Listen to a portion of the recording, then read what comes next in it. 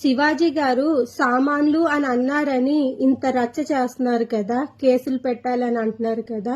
నిజం చెప్పండి, ఇన్స్టాలో యూట్యూబుల్లో ఎంతమంది మగవాళ్ళు సామాన్లు అని కామెంట్ చేస్తున్నారు?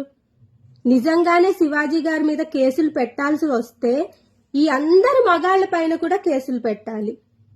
ఆయన ఒక సెలబ్రిటీ కాబట్టి ఆయన మీకు తప్పుగా అనిపిస్తున్నారు. ఆయన చెప్పిన దాంట్లో మీరు మైనస్ నే పట్టుకుని ఏలాడుతున్నారు తప్పించి, ఆయన తర్వాత కూడా స్త్రీ అంటే ఎంత గౌరవిస్తారో కూడా చెప్పారు. అది వదిలేశారు మీరు. మీకు కావాల్సిన మైనస్ పాయింట్ ని పట్టుకుని ఏలాడుతున్నాడు. ఏంటి ఆయన ఏం చెప్పారు? వేసుకునే బట్టలు కాస్త చూసుకుని వేసుకోండి అమ్మా అని అన్నారు. పద్ధతిగా ఉండండి అమ్మా అన్నారు. తప్పేంటి?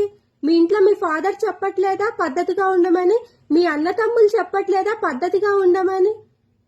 ఎందుకండి ఒక సెలబ్రిటీ అయినందుకు ఆయన